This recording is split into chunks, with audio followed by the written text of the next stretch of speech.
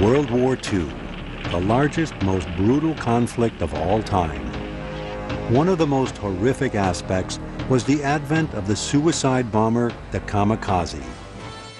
Now, for the first time in all color, a look at the men who were willing to embrace death and the devastation and agony they caused. These are the kamikazes.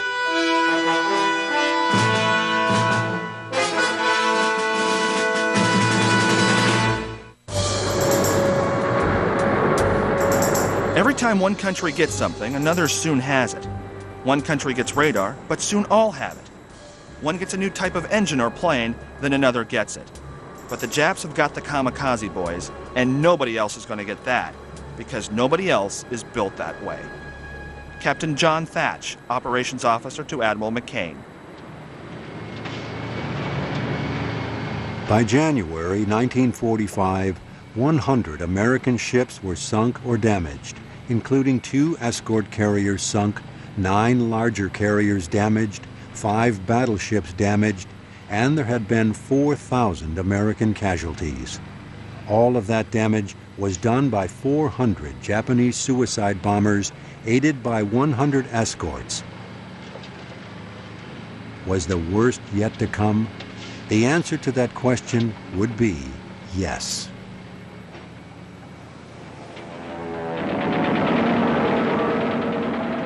The Americans were forced to abandon the Philippines in May 1942. Now, starting with October 1944's Battle of Leyte Gulf, they were making the final push to regain the islands. Rear Admiral Takejiro Onishi decided to evacuate what was left of his special attack units, taking with them the remainder of the useful aircraft. He left behind the ground crew and mechanics who had so creatively kept the most dilapidated planes in good enough shape for one final mission. They were ordered to stay behind to fight as infantry down to the last man in their own kind of suicide mission. The pilots themselves continued to have a range of emotions about their missions, a range as varied as the individuals whose volunteering was becoming a lot less voluntary. In fact, reprisals for not answering the call were so severe, some pilots were virtually ordered into their new special attack units. Not everyone felt the compulsion to die.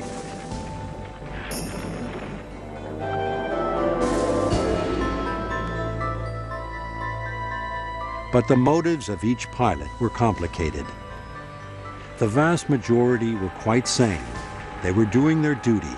They were fulfilling a lifetime of training in samurai ethics and Bushido spirit. Please congratulate me. I have been given a splendid opportunity to die. How I wish I could be born 7 times, each time to smite the enemy. I shall return in spirit and look forward to your visit to the Yasukuni Shrine. Flying Petty Officer Matsuo Iseo. With kamikaze units now depleted by their successful missions, a fresh unit was formed on January 18th. They celebrated with a mission to seek out the American fleet off the coast of Formosa. 2 of those planes crashed into the USS Ticonderoga, then just 1 month old.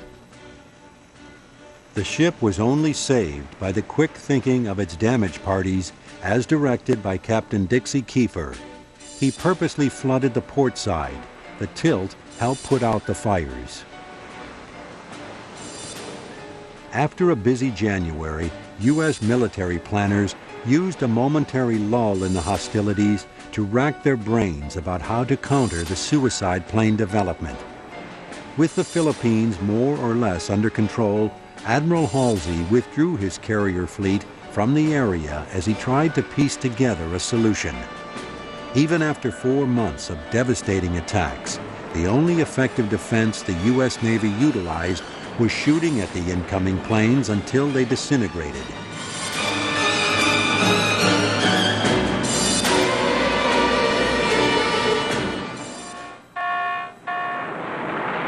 The kamikaze was not a contingency that had been anticipated by war planners. How were the Allies going to protect themselves against an enemy that wished to die?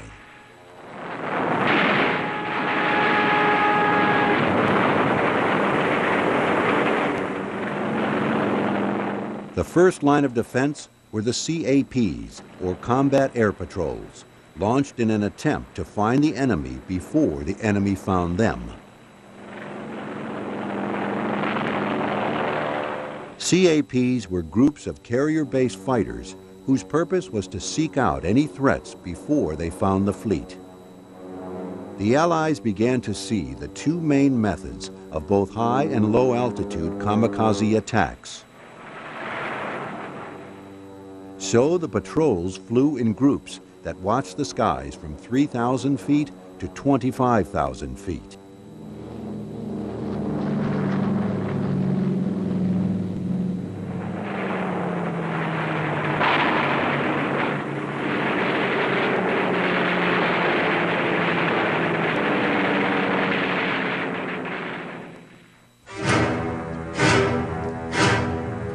Better and more powerful fighters were coming off the assembly line to lead the patrols.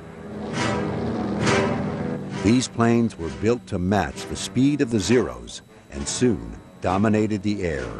One of these new fighters, the F-4U Corsair, took out 2,140 enemy aircraft while only having 189 shot down.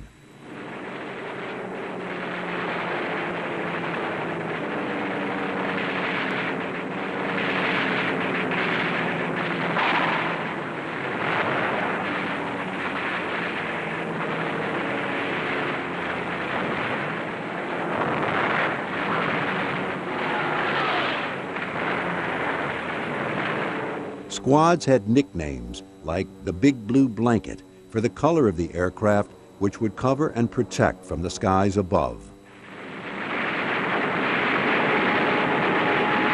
If a kamikaze did get past combat air patrols, the next line of defense were a ship's anti-aircraft guns.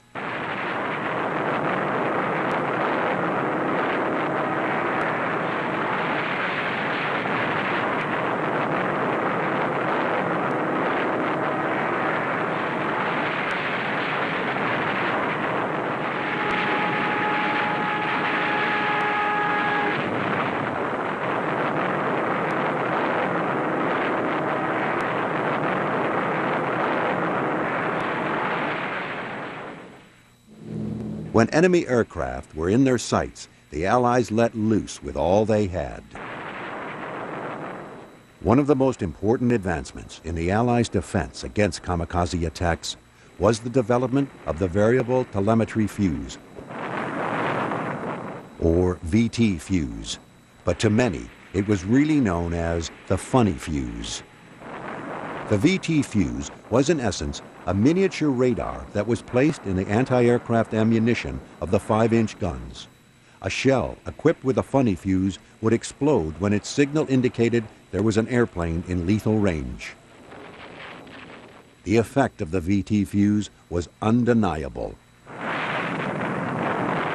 Early in the war, only 25% of anti-aircraft ammo were equipped with proximity fuses, yet accounted for 50% of downed Japanese aircraft. By 1945, ammo installed with the VT fuse shot down 6 enemy aircraft for every one shot down without it.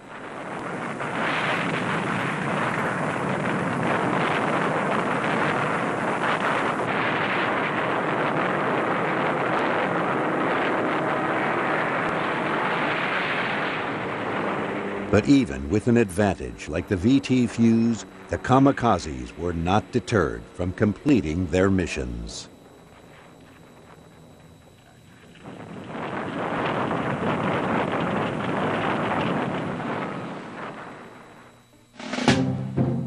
The Allies' best bet when it came to knocking out the Japanese aviation industry and the kamikazes it supplied was the newly introduced B-29. This new bomber was so huge, it earned the nickname Super Fortress. and it was the biggest aircraft on either side of the war. It could carry nearly 10 tons of bombs and promised to be the advantage that the Allies needed, but they had to get it within safe flying distance of the main island of Japan. Saipan in the Marianas Islands, which had been won by the Americans back in June 1944, was the closest airstrip, but it was some 1,500 miles from Tokyo. That meant that the fighters protecting the B-29s bombing Tokyo only had enough fuel to accompany them on part of the mission, and the bombers themselves had no place to land if they were damaged or had mechanical failures. But there was one island, roughly halfway between Saipan and Tokyo. The Americans targeted it as their next conquest. That island was called Iwo Jima.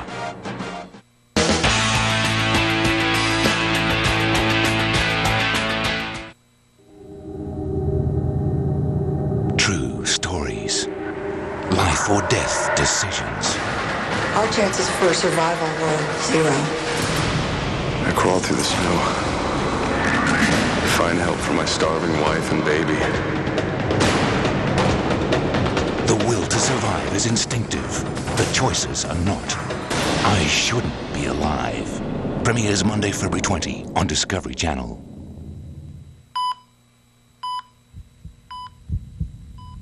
I Shouldn't Be Alive is brought to you by AIA Accident and Health Insurance. Discover precise planning. They were well organized, well armed. They had this ideological strength that made them more influential. Absolute chaos. The shards of glass from the front of the building coming through and slicing through my head and through my body. Discover supernatural thrills. We know that evil exists in the world. Paranormal chills. I could sense that someone was there. Get out of my house! Do you hear me? Get out of my house!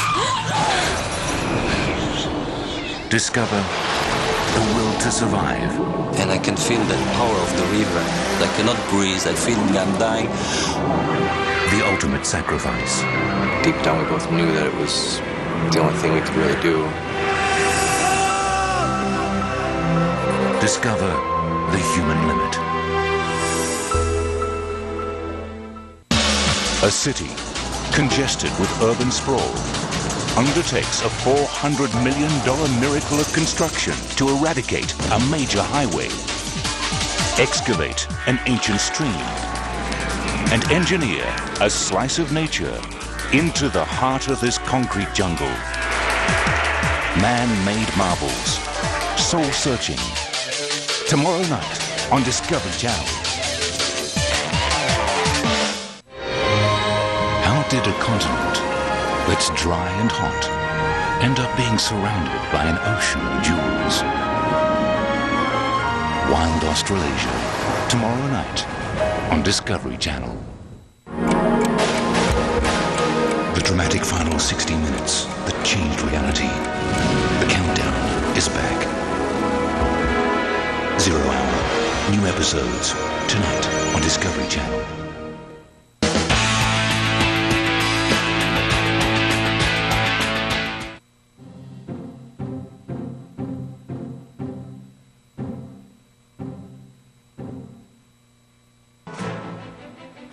Because it was the only suitable site for an airfield between the Marianas Islands and the home islands, the Japanese knew that one day they would have to defend Iwo Jima.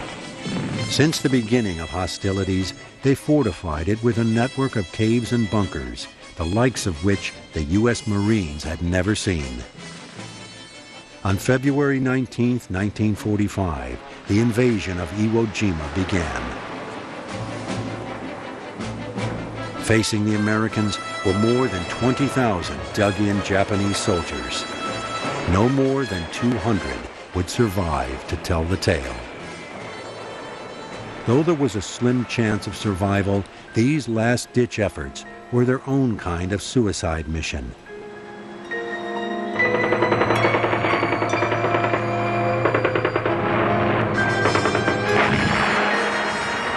It was clear that the Japanese soldiers on Iwo Jima were calling on the same spirit and traditions that drove the Kamikaze Corps. The battle for Iwo Jima is remembered as one of the toughest ground battles in the history of warfare. The Allied landings were supported by a huge armada, doing its best to soften up those dug-in fortifications. The kamikazes, now operating from Formosa or present-day Taiwan, were preparing to reduce the power of that fleet. Initially, very few of them got through. Then, on the third day of battle, the USS Saratoga was pounded by 4 separate ramming attacks, causing such damage that her flyers who were up in the air trying to shoot down the bogies had nowhere to land. Saratoga Action Report, 21 February 1945, 1700 hours. Number 1 plane, hit and on fire, crashed into starboard side, penetrated hangar deck. Violent explosions. Number 2 plane, hit and on fire, hit water and bounced into starboard side at waterline. Number 5 plane, hit and burning, headed for bridge, carried away antenna and signal halyard, crashed into catapult and exploded violently.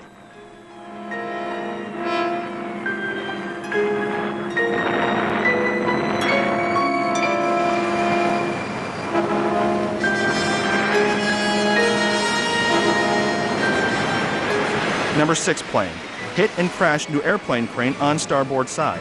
Rest of plane went over side. Nearby ships came to the rescue. This was hardly the one plane, one ship ideal that the Japanese admirals and generals wanted, but the multi-aircraft strategy had the desired result. Old Sarah survived, but would never return to combat.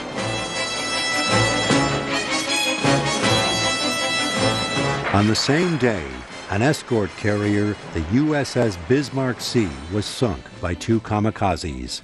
This was the 3rd Jeep carrier sunk by kamikazes since they began operations.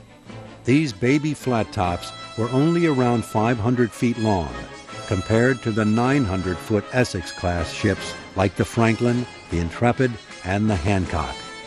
Jeep carriers were never designed to take a direct hit. They were merely converted merchant ships meant for training and escorting duty. Now, 3 of them rested at the bottom of the ocean. The combined support fleet off the coast of Iwo Jima saw just 24 kamikazes. Navy officials could only hope that the phenomenon was dying down. They couldn't have been more wrong.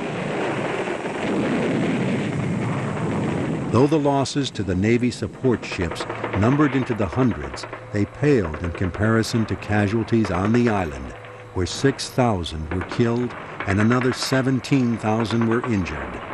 Finally, on March 16th, after nearly a month of ferocious fighting, Iwo Jima could be called Allied territory.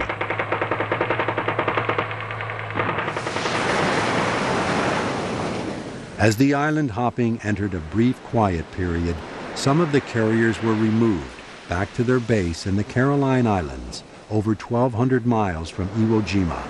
It was thought they'd be safe there. On the evening of March 11th, as the sailors were chatting before their nightly movie, some of the men saw a lone plane in the sky. John Montserrat was aboard the USS Langley when his friend pointed out the plane. Tom said, "Look at that idiot flying around up there without any wing lights."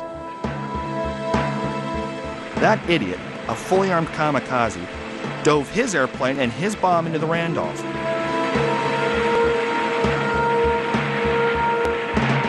After a huge explosion, there was a stunned silence for a moment. And then pandemonium, as ship after ship went to general quarters, darkened ship, and manned their guns. John Montserrat, USS Langley. On March 19th, 2 U.S. carriers fell prey to conventional dive bombers within 2 minutes of each other. The Wasp and the Franklin were both reminded that so-called old-fashioned weapons could be just as deadly as kamikazes. The blasts from the Franklin could be heard on the USS Bunker Hill, stationed 50 miles away. Over the span of the war, the Franklin and its crew became the most decorated in Navy history. 2 men aboard the carrier earned the Medal of Honor that day for extraordinary heroism during armed combat.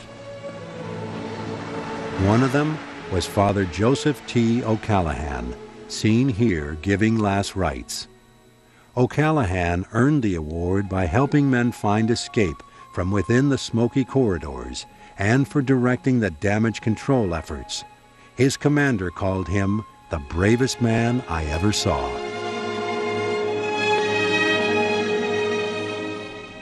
The USS Franklin had served in the Marianas and the Carolines.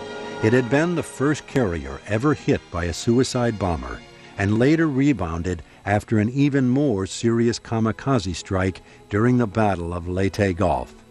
But this attack was the knockout blow. The Franklin limped home to New York with a skeleton crew. The war was over for this Essex-class carrier. The kamikaze attacks shook Navy rank and file to the core. They tried to unwind, but the tension built daily.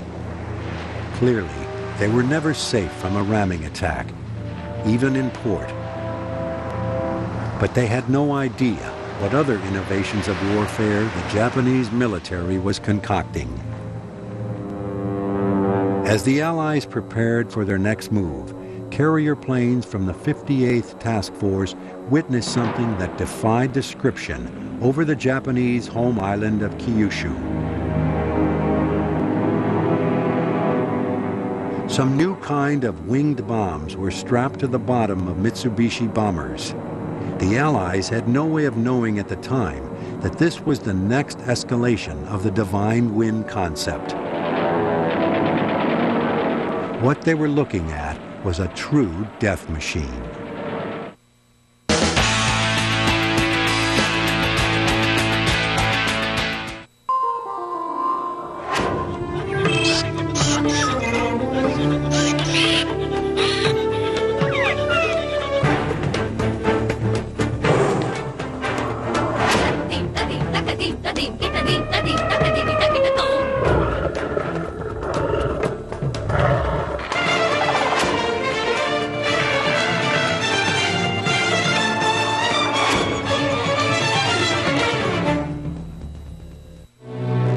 A simple idea to keep out nomadic forces was not so simple to execute.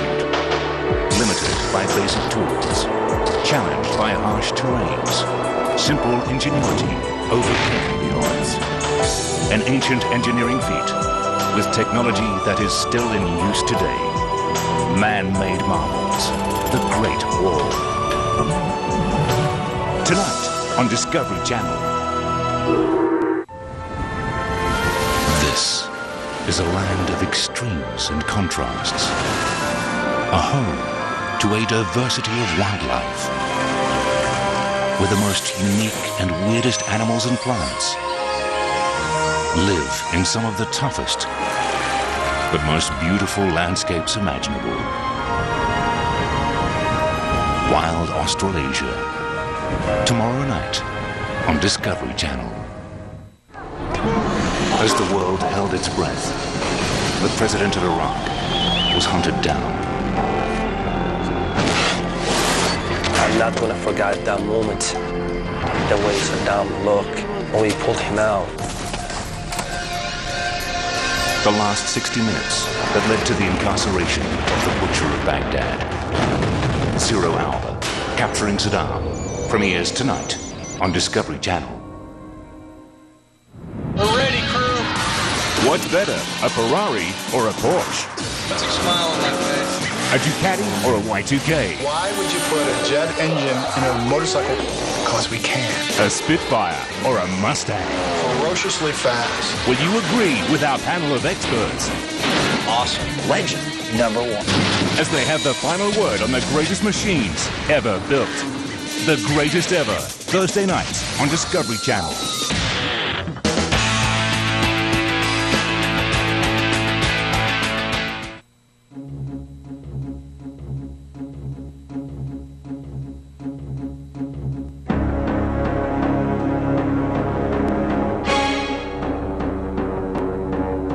The reality had to be faced. The Japanese people might one day have to defend their homeland from invasion by the American demons and their fortress-like bombers. They did what they could to protect themselves from these bombers, but the protection was designed for American B-25s. While the weapon of choice now for the Allies would be the massive B-29. B-29s fly at 30,000 feet. The surface-to-air missiles placed around Tokyo reached only 25,000 feet. To make matters worse, the Japanese fighter planes could not reach those altitudes either. The result was an air superiority that would thoroughly demoralize the Japanese military. After the capture of Iwo Jima, firebombing raids on Japanese cities started in earnest. And since most Japanese buildings were constructed of timber and pulp products, the incendiary bombs were viciously effective. On March 10th, more than 1 million were left homeless by the American air raid on Tokyo. Approximately 100,000 people were killed, and the super fortresses just kept coming. It seemed that there was nothing the Japanese army could do about it. Again, Japan was shocked at its vulnerability. No one more so than the newest advocate of the Kamikaze Corps, the head of the 5th Air Fleet. The enemy comes into our imperial city at high altitude and carries out indiscriminate bombing. It is a complete shock to see them do such things as bomb a shrine. Vice Admiral Matome Ugaki. Ugaki and his colleagues could come up with only one way to protect themselves against the B-29, which they begrudgingly gave the title of B-san, a mark of respect. They were called Tayatari, or ramming attacks, but the American aviators lumped them in with other suicide missions and called them kamikaze. Simply put, Japanese aviation engineers took all shielding and guns off their fighter planes to make them light enough to reach the same altitude as the super fortresses. Now that pilots could reach them, they were told to put themselves in between the B-sans and the homeland. The name of the new unit was Shinten, or earth-shaking, and they held to the idea of Keshtai, or dare to die. Many did just that. When you saw one of those guys coming at you, said a member of one American bomber crew, it put a fear into you like you've never known. But the number of U.S. bombers was too overwhelming. The firebombs made some in Japanese society even more dedicated to the quickly disappearing dream of victory. After all, they had been told for years of the nightmare scenario in which American demons would wipe out their nation and take their women. It is not for the Emperor, nor Japan, that I undertake this suicide attack, but solely for my beloved wife. Lieutenant Yukio Seki, 201st Air Group. But the violence also led others to wonder what they were fighting for, and if there was a way peace could be achieved without the complete destruction of their nation. It leaves a bad taste in my mouth when I think of the deceit being played on innocent citizens by some of our wily politicians. But I am willing to take orders from the High Command and even from the politicians because I believe in the polity of Japan. Ensign Yamaguchi Teruo.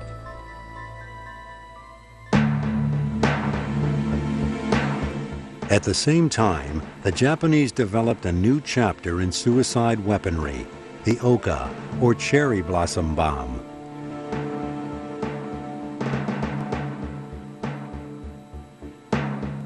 The first good look the Americans got at these suicide machines were several Oka-11s captured on Okinawa. Equipped with no takeoff or landing gear, these were true suicide machines. So simple in design, yet their rockets could propel them to 600 miles per hour. They were only 20 feet of tin and plywood, but each carried 3 rockets and 1,800 pounds of explosives. But how did they work?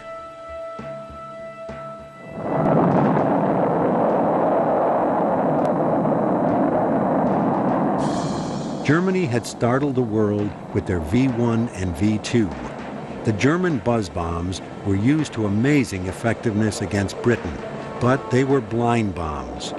Hitler's army merely pointed them using the best coordinates they could manage at the time and hoped to hit a significant target.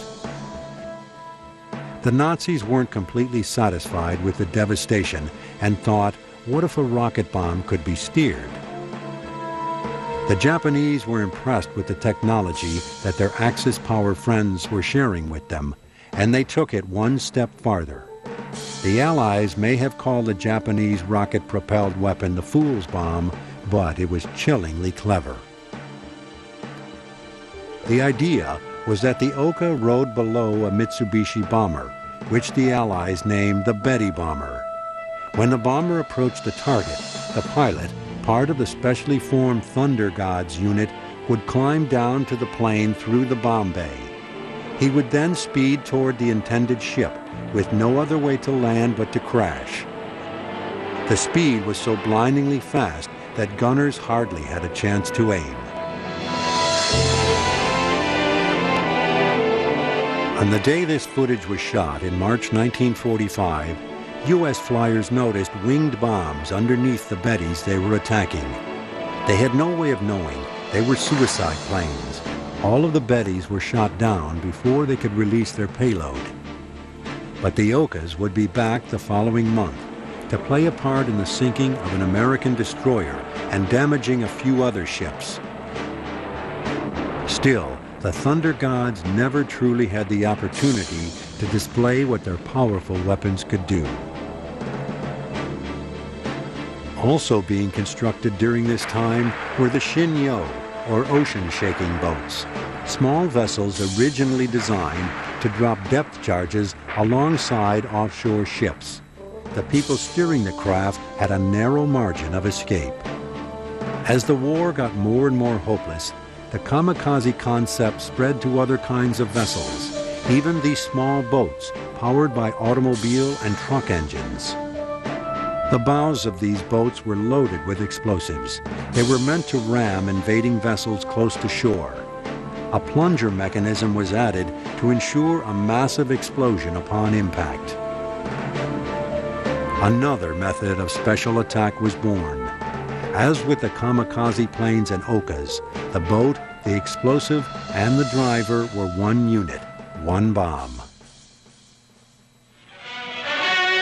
Almost completely undamaged, a flotilla of so-called suicide boats is discovered.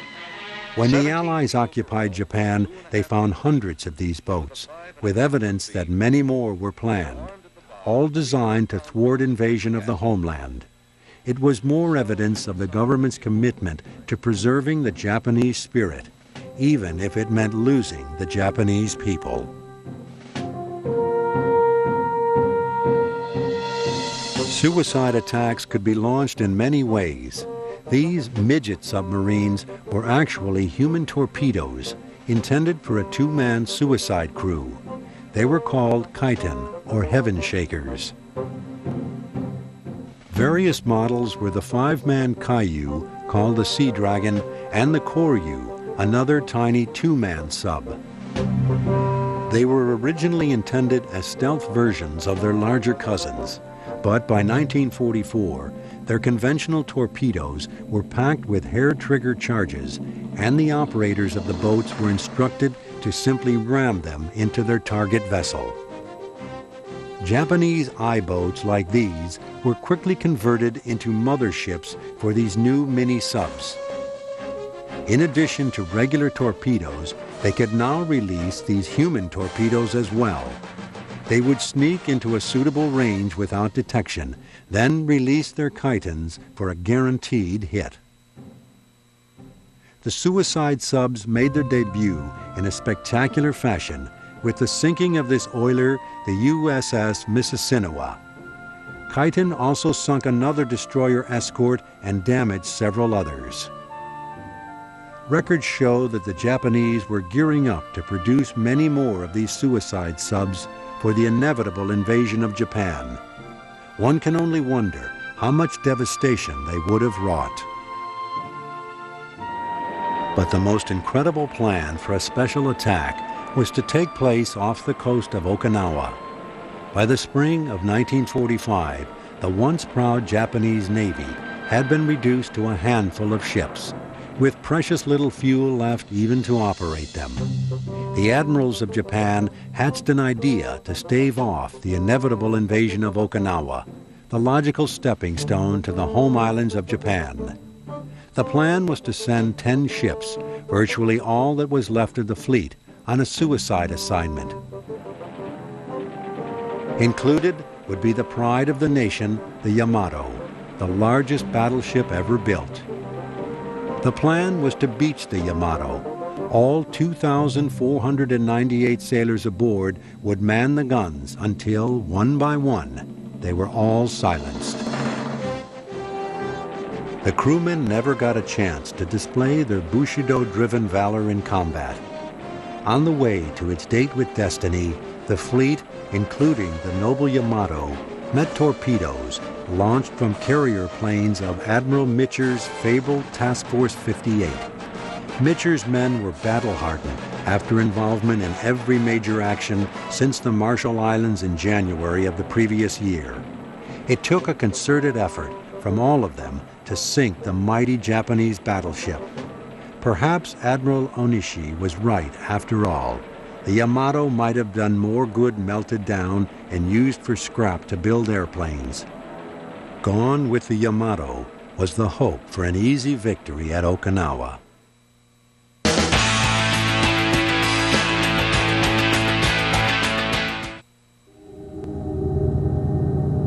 True stories. Life or death decisions.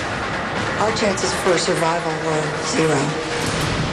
I crawl through the snow. I find help for my starving wife and baby.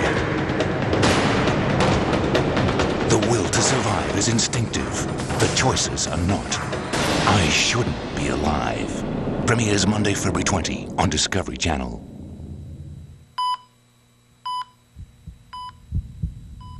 I Shouldn't Be Alive is brought to you by AIA Accident and Health Insurance. A city congested with urban sprawl undertakes a $400 million miracle of construction to eradicate a major highway, excavate an ancient stream, and engineer a slice of nature into the heart of this concrete jungle. Man-made marvels. Soul-searching. Tomorrow night on Discovery Channel. How did a continent that's dry and hot end up being surrounded by an ocean of jewels? Wild Australasia. Tomorrow night on Discovery Channel. The dramatic final 60 minutes that changed reality. The countdown is back. 0 Hour. New episodes tonight on Discovery Channel. New to view this February. Jamie's great Italian escape. Travel with him through Italy as he rediscovers himself and his passion for food. I don't think they particularly like me. Fashion Avenue. If fashion's your bag. It's perfect. Let Jodie Kidd walk you through what's hot and what's not. I love it. I love the neck detail. Nigel's place in France. His restaurant closed down. Now Nigel's turning a local farmhouse into a bed and breakfast. Will he succeed this time? He's gonna kill me one day. The Thirsty Traveller. Kevin Brosh is back for another round. Journey with him as he tries to quench his infinite thirst in a brand new season. All right. this February, only on Discovery Travel and Living.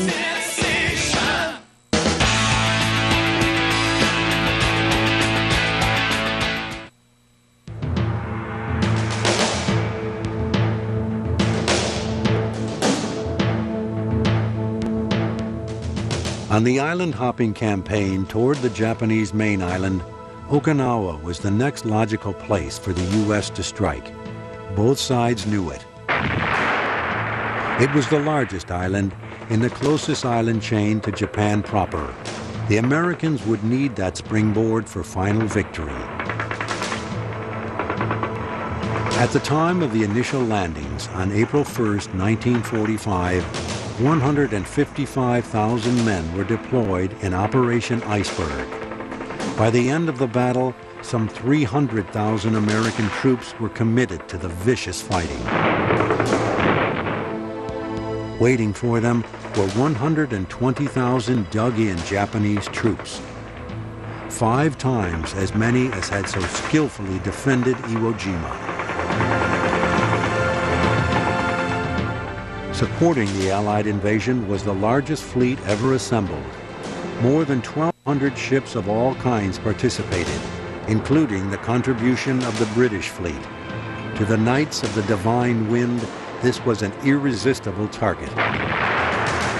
And they came out in waves. One sailor called them a swarm of angry bees. Another compared them to Indians circling a wagon trail. Colorful descriptions aside, the waves of kamikazes were so intense that most of the U.S. aerial assault runs were diverted to destroying their air bases. The fleet was so massive and the kamikaze corps so important to the imperial cause that Japanese soldiers on the island were told to cease fire while the kamikazes did their work.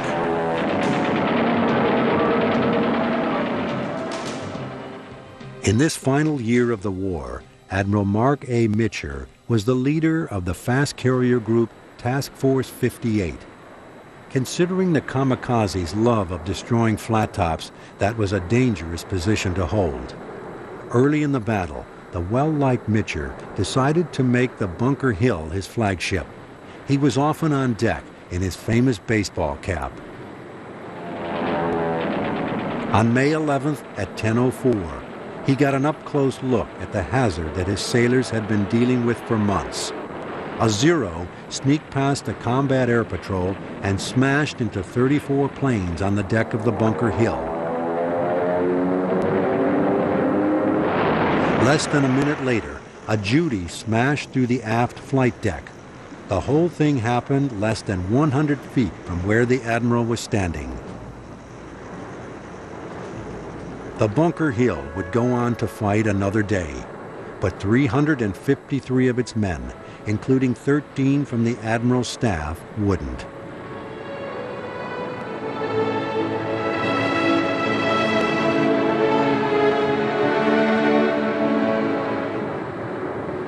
As the Bunker Hill made its repairs, Mitcher prepared to transfer his flag to another flat top.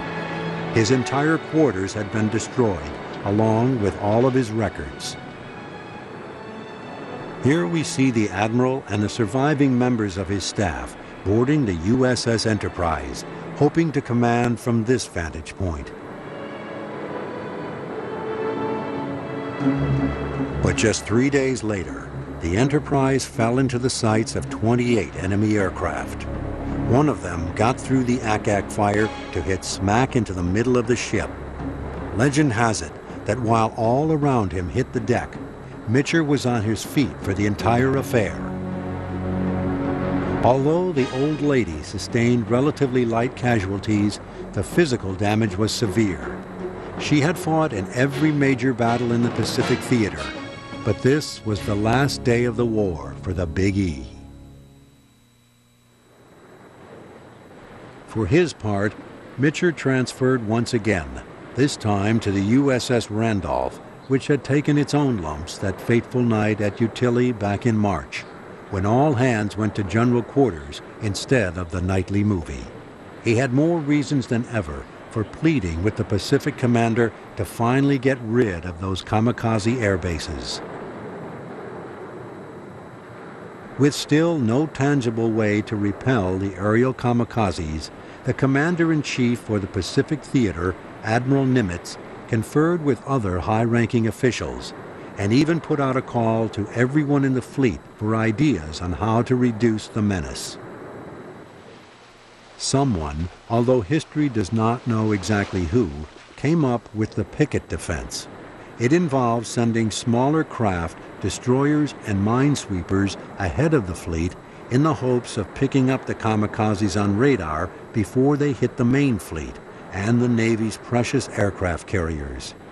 It was a dangerous assignment, and some of the men called the pickets tethered goats, after the age-old shepherd's trick of sending the weakest of the flock to be attacked by wolves to save the rest.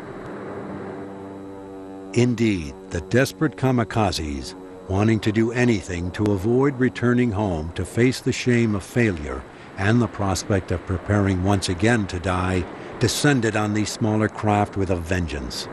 It seemed by this point that a kamikaze would go after any kind of Allied vessel, from battleship to troop transports.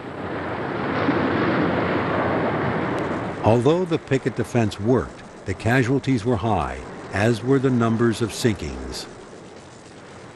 On April 6, 1945, the destroyer USS Bush was manning radar picket number 1 off Okinawa. At 3:15 p.m., a single-engine fighter, codenamed Jill, slammed into the stacks of the Bush. Its bomb took out everything from the engine room to the galley and sick bay. I was one of the first to get up the ladder to the second level. Most of the men didn't make it up because of the steam. Once topside, we found out what kind of shape we were in. We were burning below decks and dead in the water. Frank Grigsby, water tender 3rd class. There were still a dozen hellbirds in the sky, and every time a nearby vessel would approach to help the Bush, it too would be attacked. Then another plane hit the ship. The flames subsided, but it was a lost cause. Captain Wallen E. Westholm was the last to leave the ship, and then only after the doctor threatened to shoot him off. We were watching the bridge and the bow burn when she finally slipped into the water. The flag that flew so proudly on the bow was the last thing I saw go under.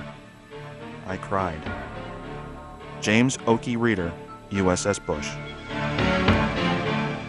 Many were saved that day by nearby rescue ships.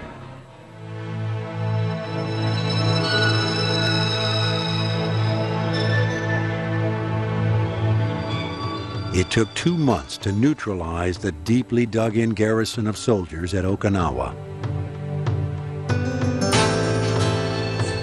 Combat had been more ferocious than ever as the suicide concept extended to the ground war.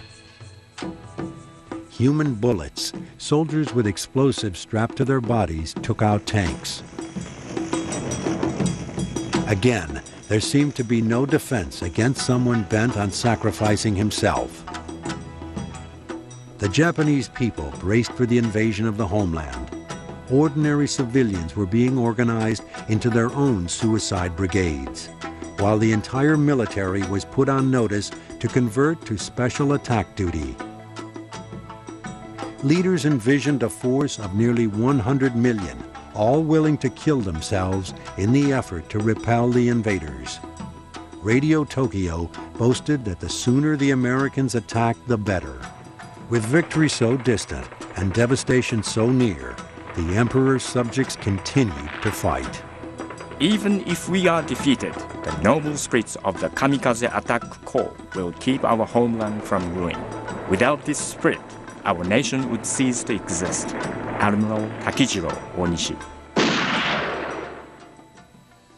The Japanese military stepped up its production of suicide submarines, and a bold plan was formulated to launch the Okas from catapults at the invading Allied ships in order to overcome the lack of aircraft to carry the human bombs.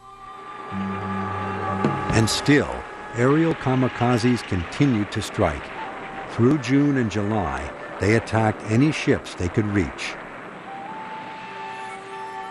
As July became August, nearly 5,500 planes of all kinds were earmarked for one-way missions, and an equal number of pilots were in training for special attacks. If all of these planes were actually launched, this horrible war could have been prolonged even further, causing unimaginable agony on both sides.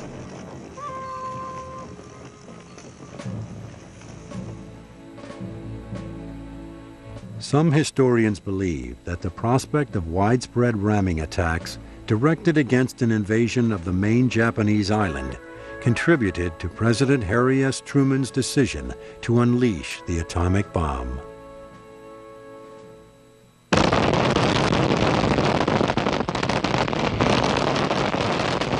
The horror of the atomic bombs may have brought about the end of the war, but it also opened up a new chapter of fear and panic.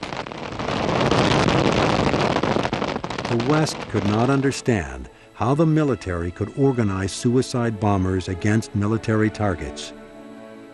The East could not understand how the United States could kill so many women and children in Hiroshima and Nagasaki.